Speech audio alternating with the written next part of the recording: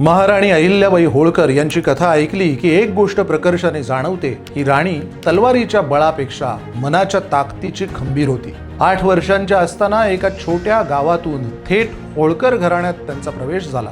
राजघराणं, जबाबदाऱ्या, अपेक्षा असं सगळं अचानक आयुष्यात आलं, पण त्यांनी कधी तक्रार केली नाही। हळूहळू सगळ्यांची मनं जिंकली आणि राज्यकारभार समजून घ्यायला सुरुवात केली। मात्र आयुष्यानं आणि नियतीनं त्यांची कठोर परीक्षा घ्यायचं ठरवलं। पती युद्धात मारले गेले, तरुण वयात अहिल्याबाई विधवा झाल्या। त्या काळात स्त्रीसाठी, विशेषतः विधवा स्त्रीसाठी फारच कमी पर्याय उपलब्ध होते। सती जाण्याचा विचारही त्यांनी केला, पण सासऱ्यांनी त्यांना थांबवलं आणि ते म्हणाले, आता तूच माझा मुलगा आहेस। या एका वाक्यानं अहिल्याबाईंचं अवघं आयुष्य बदललं। पुढे दुर्दैवानं मुलाचंही निधन झालं। कल्पना करा, एक आई, एक पत्नी, एक सून, सगळ्याच भूमिका एका मागोमाग एक कोसळत होत्या। पण तरीही त्यांनी स्वतःला सावरलं, कारण त्यांना माहित होतं की राज्यातली प्रजा त्यांच्यावर अवलंबून आहे। अहिल्याबाईंनी युद्ध जिंकलं नाही, पण त्यांनी लोकांची मनं मात्र जिंकली। त्यांच्या राज्यात दरोडे थांबले, व्यापार वाढला, कला संस्कृती फुलली। काशी विश्वनाथ मंदिराची पुनर्बांधणी असो किंवा देशभर उभारलेल्या धर्मशाळा असो, त्यांचं योगदान हे फक्त एका